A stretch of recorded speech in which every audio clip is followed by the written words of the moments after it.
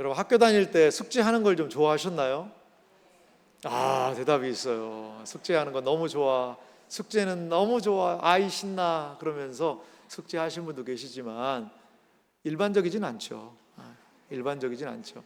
보통은 숙제를 주면 어때요? 힘들죠. 숙제가. 과제가 힘들어요. 어른이 돼서 좋은 점이 여러 가지가 있죠. 그 중에서 저는 한 가지는 숙제를 안 해도 된다는 거죠. 이제는 누가 시켜서가 아니라 내가 스스로 찾아서 하는 것, 그것은 숙제까지는 아닐 것 같아요. 숙제라는 것은 뭐죠? 꼭 해야 되는 겁니다. 거기에 의무가 붙어 있는 것이 숙제가 아닐까 이런 생각을 해봐요.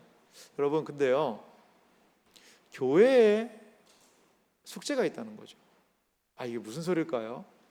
교회가 숙제처럼 생각해야 되는 것이 있다라고 성경은 지속적으로 우리에게 알려주고 있어요. 여러분, 교회의 과제, 숙제는 과연 무엇일까요? 존 웨슬리라는 분이요, 이런 이야기를 하셨어요. 교회에 웨슬리가 발견한 숙제입니다. 교회의 최고 과제는 세계의 복음화이다. 당신이 이 땅에서 해야 할 한 가지 일이 있다. 그것은 영혼을 건지는 일이다. 참 아멘 해도 됩니다. 이 정도는 성경 구절은 아니지만 참 멋진 말이잖아요.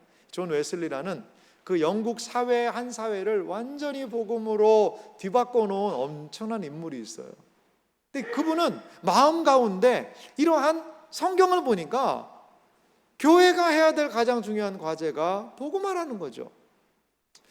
오스왈드 스미스라는 매우 경건한 이 한 분도 이런 이야기를 남겨놨어요. 전 교회의 가장 시급한 일은 전 세계의 복음을 전파하는 일이다.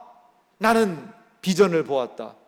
그 후로 나는 자신만을 위해서는 살 수 없었다. 여러분, 이렇게 하나님 안에서, 성경 안에서 성경의 의미가 무엇인지를 발견한 사람들에 의해서 이 세상에 복음이 증거됩니다. 그리고 이 세상에 복음이 증거되었고 여기까지 이 시간 복음이 증거된 것 아닐까요? 그렇습니다. 교회의 최고 과제는 복음을 전하는 것입니다. 교회는 결코 우리끼리 앉아서 좋은 것 나누고 이제 여기가 좋사오니라고 할 수 없는 것이 교회라는 거죠. 오늘 우리가 읽은 말씀은요, 부활하신 예수님께서 제자들을 찾아오시는 장면입니다.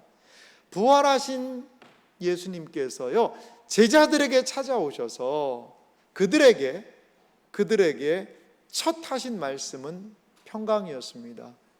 너희에게 평강이 있을지어다. 샬롬. 그 다음에요, 이들을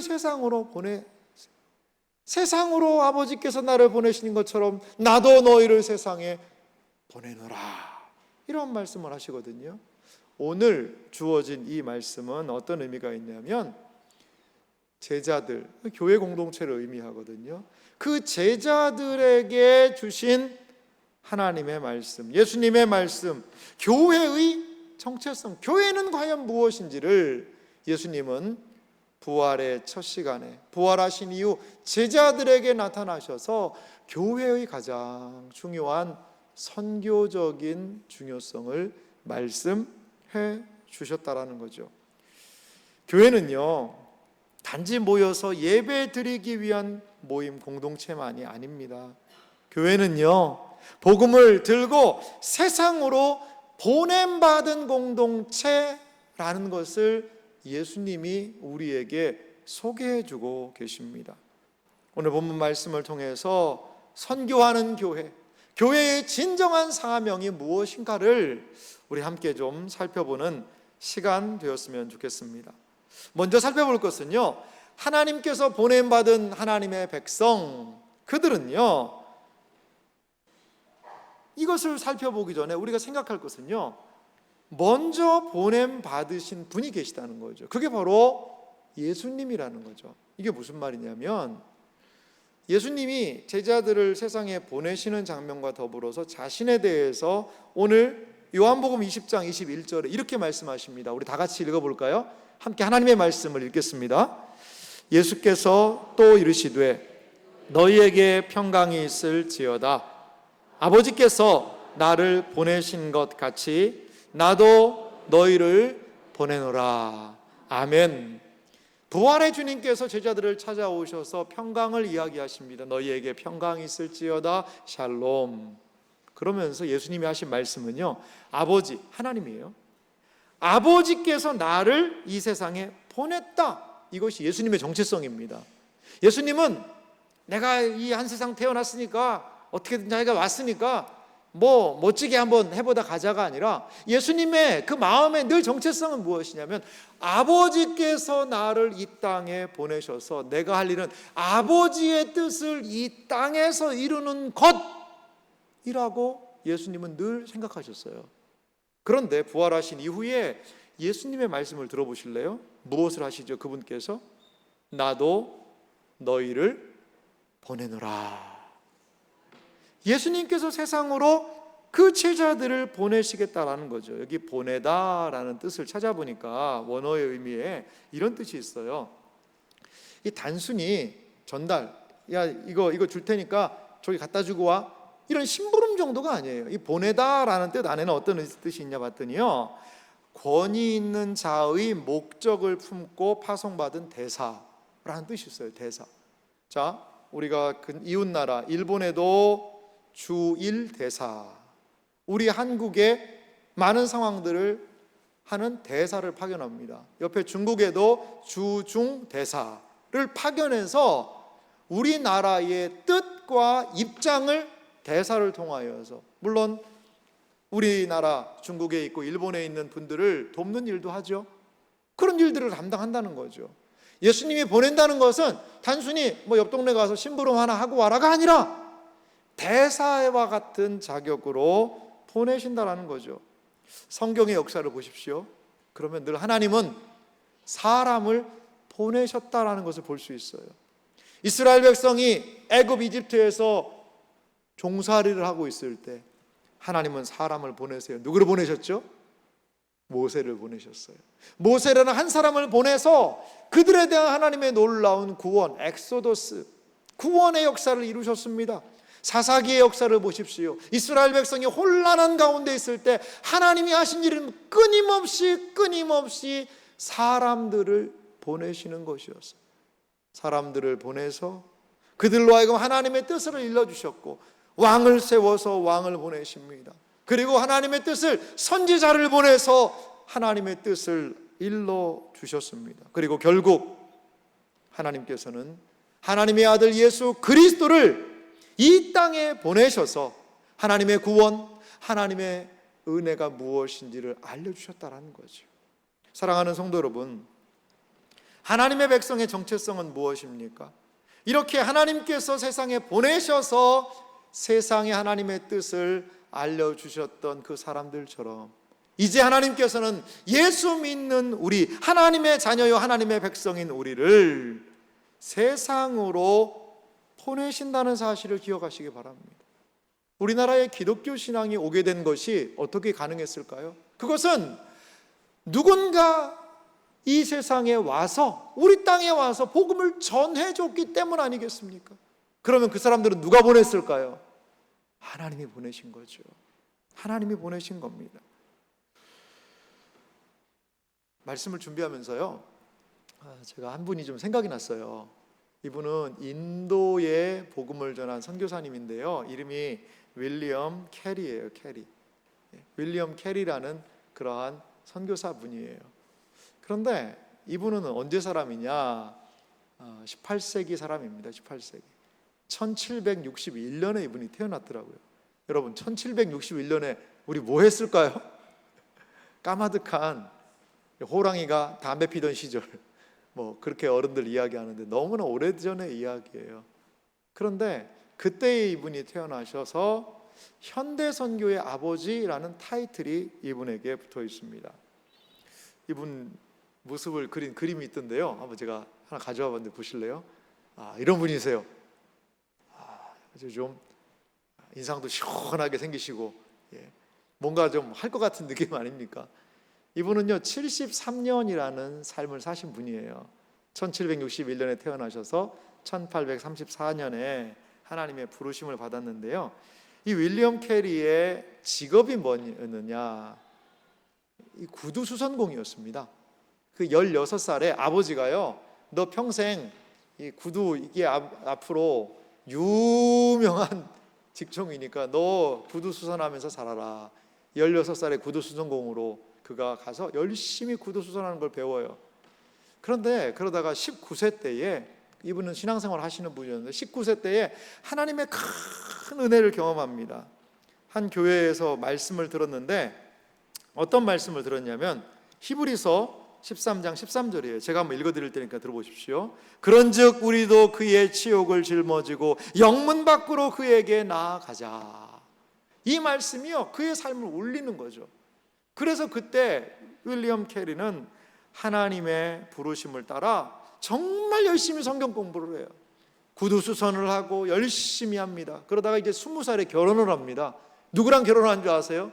이 구두 수선을 하는 그 주인의 이 처제가 있었어요. 처제. 그 주인이 이 사람을 잘 봤나 봐요. 그래가지고 이 윌리엄 캐리보다 5살 많은 25살 자매랑 결혼을 해서 살게 됩니다. 그런데 윌리엄 캐리 안에 이 복음에 대한 열정이 막 끓어오르는 거죠. 그래서 그는 목회자가 되기로 결심하고 25세에 한 자그마한 시골 교회를 담임하고 목회를 시작하게 돼요. 근데 목회가 여러분 얼마나 바빠요. 윌리엄 캐리도 열심히 그 시골 교회에 또 그 다음 교회로 이동하기도 하는데 거기서 섬겼습니다. 그렇게 열심히 섬기고 있던 그 당시였는데요, 그 당시 영국이라는 사회는 뭐가 있었냐면요, 휘필드라는 사람, 웨슬레라는 사람, 이런 분들에 의해서 영국 사회 가운데 막 복음의 역사가 일어나는 거죠. 많은 사람들이 신앙을 고백하고 믿음을 고백하고 많은 사람들이 교회에 나와서 은혜를 받기 시작하는 그런 시대였어요. 복음이 왕성하게 일어나는 시대였습니다. 그런데 아무도 해외 선교에 대해서는 관심을 갖지 않았다는 거죠. 윌리엄 캐리 저분도 마찬가지였습니다. 그러던 중에 윌리엄 캐리가 한 권의 책을 읽고 충격을 받습니다. 무슨 책이냐면 쿡 선장의 항해기라는 책이었어요. 그런데 이 쿡 선장이라는, 이 쿡이라는 선장이 미지의 세계를 항해하면서 태평양의 많은 섬들, 원주민들의 그런 원시적인 삶에 대해서 그 선장이 글을 기록했어요. 책을 남겼어요. 근데 그 책의 내용 중에 이런 내용이 있는 거죠. 와서 우리를 도우라 는 마케도냐인의 외침이 있지만 아무도 그들에게 복음을 전해주려고 하지 않습니다.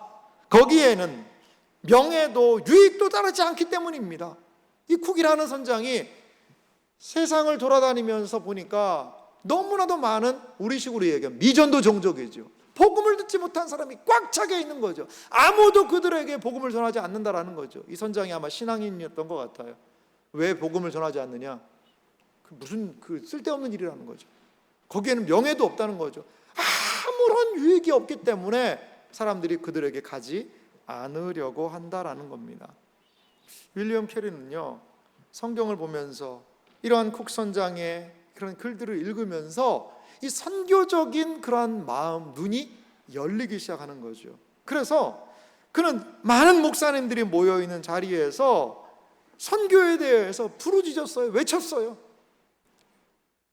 앞으로 어떻게 선교가 이루어져야 될지에 대해서 많은 분들에게 마음에 선교해야 된다, 교회가. 이걸 외쳤어요. 그랬더니 어떤 대답이 들어온 줄 아십니까? 한 나이가 많은 목사님이 이런 얘기를 하는 거죠. 젊은 목사, 안 깨나? 만약 주님이 이방인들을 개종시키려 하신다면 자네나 우리의 도움 없이도 얼마든지 하실 수 있을 걸세. 선교하자 그랬더니 들리는 소리는 하나님이 하시려면, 이방인을 개종시키려면 자네나 우리의 도움 없이 얼마든지 하실 수 있을 거다. 이걸 뭐라고 그러냐면요, 하이퍼 칼빈이즘이라고 그래요. 하이퍼 칼빈주의라는 그 사상이 있는데, 하이퍼, 그러니까요, 하나님의 섭리인데 하나님이 일하시는데 네가 할 게 뭐가 있냐, 너는 가만히 있으면 된다. 여러분, 그렇지 않습니다. 성경은요, 건너와 도우라, 가라, 복음을 전해라, 기도하라, 말씀을 묵상하라, 수많은 명령들은 그럼 뭡니까? 가만히 수동적인 신앙생활? 그거 성경적이지 않아요. 가만히 있으면 하나님이 다 하나님의 뜻대로 하실 거다? 그럼 밥은 뭐하러 먹습니까, 여러분? 예? 밥은 왜 먹어요? 가만히 있으면 하나님이 입에다 떠 넣어주실 텐데. 그 당시에 잘못된 그러한 신앙의 가치관이 있었던 거죠. 그 사람들은요 이렇게 생각했대요. 성경에 나오는 그런 말씀들은 뭐냐? 그건 사도들한테 하는 거다. 그거는 예수님의 제자들한테 그때 당시 한 말이다. 우리는 상관없다라고 많은 사람들이 생각을 했습니다. 윌리엄 캐리는요 이 속에서 막 불이 올라오는 거죠. 그래서 그는 책을 한 권 썼습니다. 이교도 개종에 대한 크리스천의 의무, 이런 책을 썼어요. 그러니까 복음을 알지 못하는 사람들에 대한 크리스천의 의무가 무엇인지를 약 71페이지 되는 소책자죠. 그 책을 썼는데 이 책이 많은 사람들에게 영향을 줬어요. 그리고 드디어 1792년도에 연도까지 기억할 필요는 없습니다만 이렇게 윌리엄 캐리의 노력에 의해서 한 영국의 작은 선교회, 침례교 선교회라는 선교회가 생겨요. 그리고 1793년도에 그 선교회의 파송을 받고 윌리엄 캐리는 인도로 가게 된다라는 거죠. 사랑하는 성도 여러분, 하나님이 하시는 일이 있습니다. 사람 보내는 거예요. 교회의 복이 뭐죠? 사람이죠. 그런데 교회에 이렇게 수많은 성도님들, 오늘도 참 많은 분들이 이 자리에 와서 함께 예배드리잖아요. 우리를 불러 모아주셨어요. 불러 모은 것이 목적이 아니고요, 이제 우리가 할 일은 여기에서 받은 은혜를 가지고 우리의 가정, 우리의 직장, 우리의 학교, 우리의 삶의 현장에서 주님의 복음을 드러내는 거죠. 그리고 우리 중에 일부는 바다를 건너서, 그리고 문화권을 넘어서서 그들에게 하나님의 복음을 증거해 주는 것, 이것이 교회의 가장 중요한 사명이라는 겁니다. 이렇게 하나님께서는 이 사명을 일깨우기를 원하셨습니다. 기억하시기 바랍니다. 우리 하나님은 우리를 불러 모으시는 하나님이세요. 그리고 우리를 세상으로 보내시는 하나님이시라는 거죠. 이것이 교회의 가장 중요한 정체성이라는 겁니다.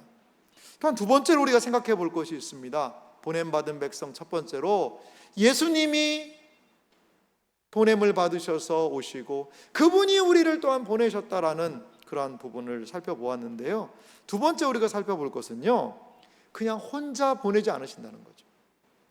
그래, 너 가라, 어떻게든지 혼자 가서 뭔가를 한번 해봐라 라고 그냥 혼자 떡하니 그렇게 보내지 않으신다는 거죠. 오늘 성경 20절 말씀, 22절 말씀은 요한복음 20장 22절은 이렇게 말합니다. 이 말씀을 하시고 그들을 향하사 숨을 내쉬며 이르시되 성령을 받으라. 아멘. 이들에게요 성령을 받으라라고 이야기를 하세요. 자, 근데 예수님이 어떻게 하지? 그들을 향하사 뭐를 내셨다고 그랬어요? 숨을 내쉬며. 여기 숨을 내쉬며 성령을 받으라라고 했는데 성경이에요. 어디 숨을 좀 내셨다라는 그런 구절, 기억나는 구절 있으세요? 네, 맞습니다. 창세기 2장에 그런 게 있어요. 하나님이 사람 아담을 만드시고 그 코에 생기를 불어넣으셨다. 그러니까 살아있는 생명이 되었다. 이런 표현이 있어요. 예수님의 이러한 행동에 대해서 많은 사람들이 이렇게 얘기하더라고요. 예수님이 하신 이 말씀은 무엇이냐? 성령님을 통하여서 새로운 인류, 새로운 공동체, 새로운 선교를 위한 새 창조의 숨결을 불어넣으셨다. 이렇게 얘기하는 분이 있더라고요. 참 멋진 표현입니다.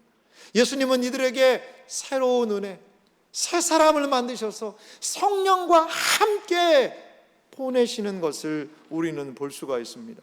그러면 여기서 성경을 조금 아시는 분들은 이런 의문이 생길 거예요. 목사님, 아니 성령이 온 게 오순절 강림 사건 때 성령이 오셨는데 예수님이 성령을 받아라 후 불었으면 그럼 성령이 두 번 온 겁니까? 그때도 오고 그리고 그들이 기도하고 나중에도 오고 두 번 온 겁니까? 이런 질문을 하시는 분이 한 두 분 계시는 것 같아요. 두 분. 그래서 제가 주보에도 그 정리된 내용을 놨습니다만 D.A. 카슨이라는 분이 계세요. 성경 학자신데 그분이 이 부분을 이렇게 해석을 했어요. 이거는 그냥 그 당시 예수님이 성령을 받으라 라는 말씀에 그 제자들이 있는데 그때 성령을 그때 확 받고 그리고 120명이 모여서 기도할 때 이미 베드로는 우리는 성령 받았으니까 우리는 살살 하자, 이게 아니라는 거예요. 이게 아니라는 거죠.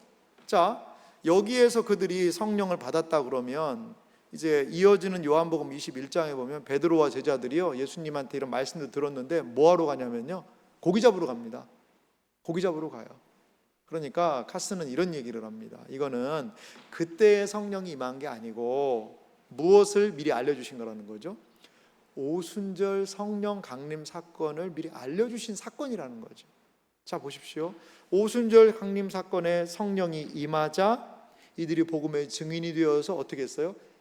예루살렘과 온 유다와 사마리아와 땅 끝까지 이렇게 복음을 증거하는 주님의 보내심을 받은 사람들이 되었다는 거죠. 그렇습니다. 여기에서의 성령은 우리에게 무엇을 얘기해 주냐? 우리가 세상으로 나아가고 복음을 증거하러 나아가는 그 현장에 성령께서 늘 함께 하신다는 사실을 기억하시기 바랍니다. 왜냐? 복음을 전하는 것은 위험한 일이에요. 힘든 일이에요. 어려운 일이에요. 그렇기 때문에 성령께서 반드시 함께 하신다는 거죠. 사랑하는 성도 여러분, 목사님, 저는 성령이 계신지도 모르겠고 그냥 뜨뜨미지근하게 신앙생활 하는데 어떻게 하면 신앙적인 확신을 경험할 수 있을까요? 전도해 보세요. 선교에 참여해 보세요. 하나님의 말씀을, 복음을 증거하는 자리에 서 보세요. 그때에 성령께서 함께 하심을 강하고 온전하게 경험하게 될 줄 믿으시기 바랍니다.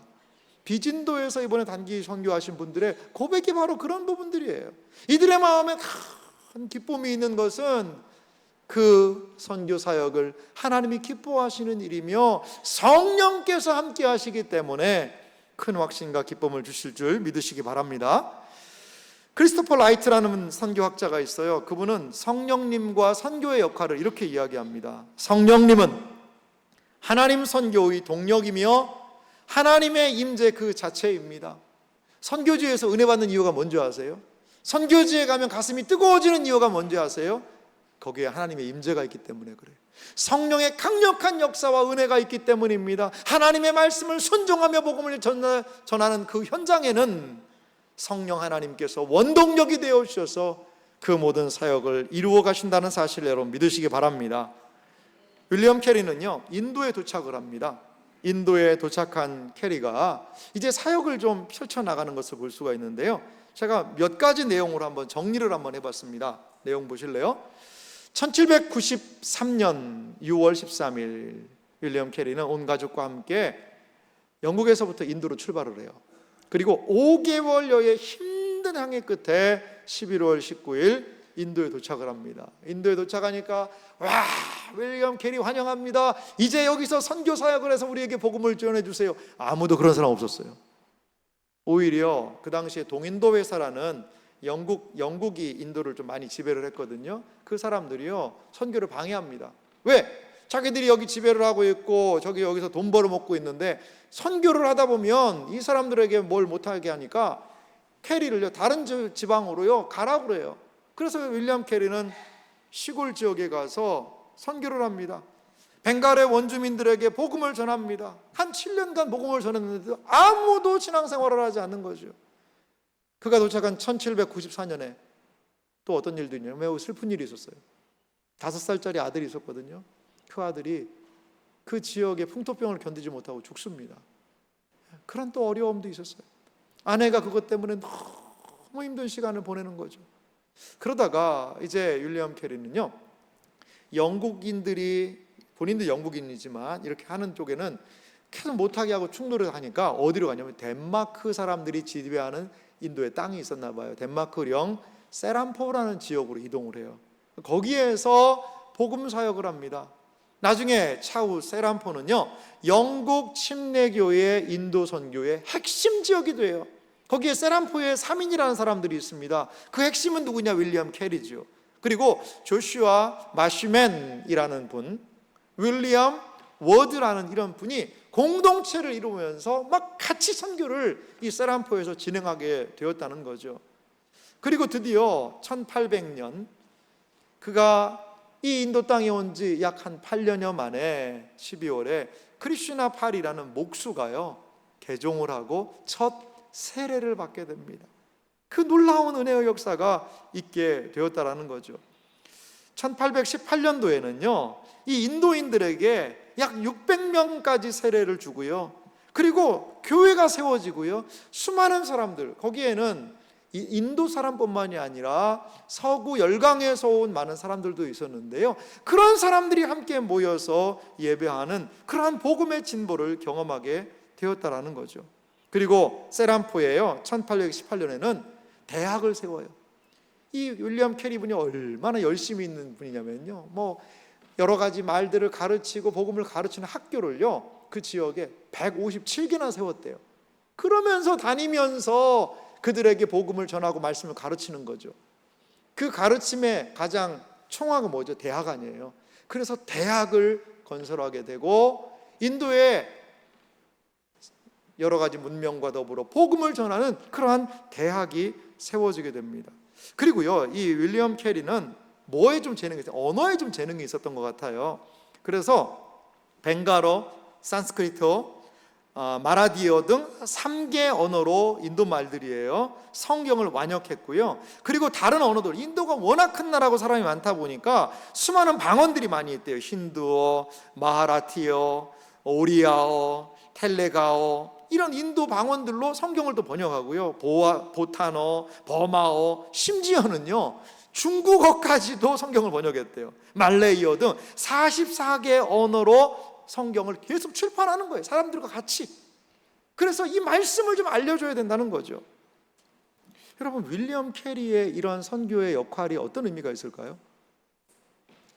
1800년에 어떻게 보면 세람포에서 본격적인 선교 사역들을 이렇게 진행하게 됐는데요, 1900년을 우리나라 한번 생각해 보세요. 1900년 1885년에 우리나라에 목사 선교사님들이 처음 들어오셔서 복음을 전하시는데요, 이 그들이 복음을 전하고 움직일 수 있었던 동력이 뭐냐, 다 윌리엄 캐리의 영향을 받은 거예요.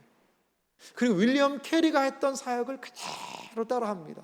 복음을 전하는 사역, 또 의료 사역, 학교 사역. 이렇게 윌리엄 캐리는 이 놀라운 일들을 행합니다. 근데 참 안타까운 일들도 그에게 있었어요. 뭐든지 하면 잘 되지만은 않았어요.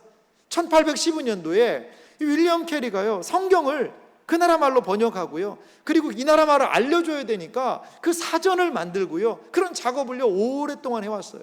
그래서 성경 번역이 거의 다 끝나가는데요, 1812년에 그 집에 불이 난 거예요. 불이. 창세기에서부터 번역을 해서 여러분 이제 말라기, 신약 성경 이제 번역하고 있는데 여러분 그 원고가요 홀딱 불타버린 거예요. 여러분 마음이 어떨까요? 그 나라 언어로 사전을 만들어서 문법책 만들어서 알려줘서 더 선교 사역을 왕성하게 하려고 했는데 그 모든 자기가 했던 노력이요 잿더미가 돼버린. 어떻게 하는 거예요? 어떻게? 머릿속에는 있지요. 우리 같으면요 하나님 이게 뭡니까? 라고 집에 가버리겠다고 그냥 집에 갈 수도 있을 거예요 다시. 근데 캐리는요 거기서 굴하지 않고 이렇게 기도했다고 그래요. 하나님이 내가 번역한 이게 너무 오류가 많아가지고 다시 하라고 그러시는 것 같다. 그러면서 창세기 1장 1절부터 다시 번역을 해가는 거예요. 다시. 그렇게 해서 인도에 이 선교사님이 복음을 전합니다. 여러분, 인간이라면 혼자 이게 가능할까요? 아들 죽지요. 해왔던 사역들이 물거품이 되기도 하지요. 또 그 안에 여러 많은 어려움들이 있었더라고요. 그런데 도우시는 분이 계시는 거죠. 성령 하나님이 그와 함께 하시고 은혜를 주시니까 거기에서 윌리엄 캐리가 끝까지 견디며 감당하고 있습니다. 하나님이 보낸 사람들의 특징은 무엇이냐? 성령께서 함께 하시는 은혜가 있다는 사실을 여러분 기억하시기 바랍니다. 마지막으로 살펴볼 것이 있어요. 이제 보냄받은 백성들에게는 뭐가 있죠? 하나님이요 무엇을 전해야 될지를 그 입에 넣어주신다는 거죠. 요한복음 20장 23절 말씀을 다 같이 읽어볼까요? 함께 읽습니다. 너희가 누구의 죄든지 사하면 사하여질 것이요 누구의 죄든지 그대로 두면 그대로 있으리라 하시니라. 아멘. 여러분, 이 말씀을요, 오해를 하시면 안 돼요. 오해를. 그러니까 내가 당신 죄 이제 다 사해졌습니다. 당신은 기분이 좀 나쁜데요. 당신 죄는 그대로입니다. 이러면은 막 그냥 죄가 여기는 사해주고 죄가 여기는 그대로 있고, 그런 게 아니에요. 그 말씀을 잘 오해해서 읽으시면 안 됩니다. 이건 어떤 의미가 있냐면, 이건 복음을 선포할 권위를 받았다는 거죠. 이게 이 말의 숨은 뜻은 그거예요. 복음을 선포할 권위를 받았다는 거죠. 이게 무슨 말이죠? 복음을 전해요. 하나님의 말씀을 알려줘요. 그러면 그 말씀을 받아들이면 어떻게 되는 거죠? 죄 사함을 얻는 거죠. 용서함 받아서 천국 가는 거예요. 복음을 전해요. 복음을 안 받아들여요. 믿지 않아요. 그럼 그 상태로 있는 겁니다. 그 상태로 있어서 하나님의 구원의 은혜에서 멀어지게 되더라는 거죠. 폴 히버트라는 선교학자는 이러한 이야기를 했습니다. 죄의 개념조차 흐려진 시대, 복음은 분명한 죄사함의 선언이 되어야 합니다. 여러분, 이게 무슨 말이죠? 우리 시대를 보세요. 죄라고 이야기하면 죄보다 그들에게 떡을 주는 것, 그들을 문명을 개화시키는 것, 이런 거에 관심이 있다라는 거죠. 하지만 윌리엄 캐리가 했던 사역은 무엇이냐? 복음이었다는 거죠. 어떻게 죄 문제에서부터 해결을 받을 것인가에 대한 복음을 증거하고, 복음과 함께 하나님의 놀라운 역사를 선교를 통해 이뤄냈다는 거죠. 우리 시대도 마찬가지입니다. 교회가 할 일이 무엇이죠? 복음을 분명하게 증거해야 합니다. 예수 믿으면 잘 되고, 사업도 잘 되고, 자녀도 잘 되고, 건강하고, 이런 복 받습니다. 그거 반쪽짜리, 복음 아닙니다. 진정한 복음이 무엇입니까? 그것은 바로 우리의 죄에서부터 해방함을 얻고, 죄의 문제가 해결되어 주 예수를 믿으라, 그리하면 너와 내 집이 구원을 얻으리라. 할렐루야. 이것을 증거하는 것이 진정한 교회의 역할이자 선교의 중심이라는 거죠. 그렇습니다. 주님은 우리를 세상에 보내십니다. 무엇과 함께? 누구와 함께? 성령과 함께. 그리고 우리에게 입술에 복음을 넣어주셔서 그 복음을 증거하게 하신다라는 겁니다. 켈리는 어떻게 했을까요? 켈리에 대해서 현대 선교의 문을 열었다라는 이야기를 많은 사람들이 합니다. 그런데요, 이 켈리가요, 복음 사역을 전하면서 인도에 좀 악습들이 있다고 그래요. 악습들이 있었다고 그래요. 그런 것들을요, 이 윌리엄 캐리가 노력을 하면서 없애버립니다. 사진을 하나 준비했는데 한번 보실래요? 이거는요, 인도 지방에서 인도 사람들이 했던 사티라는 풍습이었다고 그래요. 윌리엄 캐리가 가보니까 사티라는 풍습을 하는 거예요. 이건 텐트 쳐놓고 사람들이 놀고 그러는 게 아니고요. 남편이 죽어요. 남편이 죽으면 어떻게 하느냐? 화장을 하거든요. 그런데 아내를 같이 화장하는 거예요. 아내가 죽은 게 아닙니다. 근데 아내를 같이 화장하는 거예요. 이게 그들의 문화였다는 거예요. 이게 선교사님이 가보고 깜짝 놀란 겁니다. 그래서 이 사티라는 제도를요, 강력하게 그가 사역하는 40년간 이것이 잘못됐다는 것을 알려줘서 이게 거의 사라지게 돼요. 그럼 놀랍지 않습니까? 다음 사진 하나 보실래요? 그림 보실래요? 이건 뭐냐면, 인도에 겐지스 강이라고 있어요. 그 겐지스 강에다가요, 아이가 득실거리는 강에다가 아이를 던지는 거죠. 겐지스 강의 여신이여 영광을 받으소서라고 이야기하면서 이 아이를요, 겐지스 강에 던지면 어떻게 돼요? 악어밥이 되는 거예요. 이러한 정말 있을 수도 없는 만행들이 종교라는 모습으로 이루어지고 있었던 것, 이 윌리엄 캐리가 거기에서 복음을 전하면서 이런 것들을 다 걷어냅니다. 그래서 좋은 전통은 계승시켜 나가고 사회 개혁을 위하여서 캐리가 노력을 합니다. 그는 이제 73세 1834년에 정리된 내용을 좀 보면은요, 73개 사회의 일기로 인도 땅에 묻히게 돼요. 인도 땅에. 그래서 40년간 인도에서 선교를 했는데 40년간 선교하면서요, 고향 영국을 한 번도 안 갔대요. 그리고 인도 땅에 그냥 이렇게 묻히게 됩니다. 이 윌리엄 캐리의 영향으로요, 여러 선교회들이 조직이 돼요. 침례 선교회 1792년 여기서 만든 것을 통해서 윌리엄 캐리가 인도로 파송되기도 했잖아요. 런던 선교회, 스코틀랜드 글라스고 선교회, 네덜란드 선교회, 영국 해외 성서공회, 미국 해외 선교위원회, 미국 침례교 선교협회, 미국 성서공회. 그러면서요 19세기 선교의 황금시대의 문을 그 수많은 젊은이들의 가슴에 도전을 해서요 수많은 사람들이 미전도 종족을 향하여 복음을 향하여 세계 열방으로 나아가서 지금 세계 복음화가 이렇게 이루어지고 1885년 이 윌리엄 캐리의 위대한 영향을 받은 선교사들이 이 나라 조선, 우리나라에도 오게 되었다라는 겁니다. 윌리엄 캐리가 가슴에 새겼던 문구가 있어요. 그 문구는 이겁니다. 하나님으로부터 위대한 일을 기대하라. 하나님을 위해 위대한 일을 시도하라. 그는 많은 사람들을 향해서 이걸 외쳤다고 그래요. 이 말씀을 외치고 그는 인도로 갔거든요. 하나님을 위해서요 위대한 일을 기대하는, 하나님으로부터 하나님은 위대한 일을 행하실 수 있다라는 거죠. 그리고 그 하나님을 위해 위대한 일을요 뭐 하는 거죠? 시도하라는 거죠. 그는 말만 하지 않았어요. 그리고 몸소 이것을 실천하고 하나님이 행하실 것을 기억하며 성령 하나님만 의지하고 인도에서의 40년의 복음의 놀라운 역사를, 하나님의 위대한 일을 경험했고 그 일을 위하여 그 땅에서 하나님의 위대한 일을 시도한 분이었다라는 겁니다. 데살로니가전서 5장 1장 5절에 이런 말씀이 있습니다. 다 같이 읽어볼까요? 이는 우리 복음이 너희에게 말로만 이른 것이 아니라 또한 능력과 성령과 큰 확신으로 된 것이라.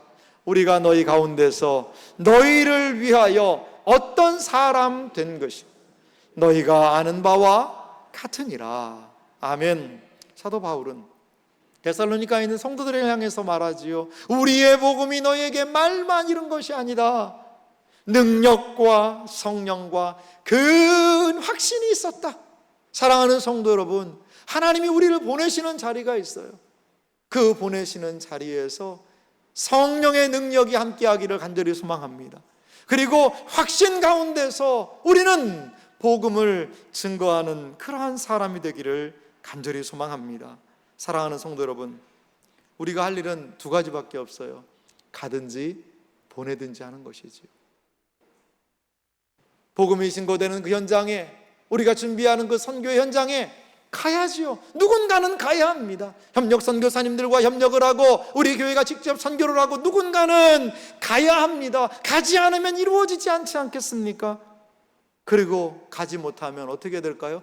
보내든지, 기도로 보내고 물질로 보내고 마음을 하며 격려를 당하여서 원팀이 되어서 하나님이 기뻐하시는 이 선교 사역을 감당할 때 하나님께서는 우리를 통하여, 우리 교회를 통하여 하나님의 선한 역사를 이 시대에도 펼쳐가게 될 줄 여러분 믿으시기 바랍니다.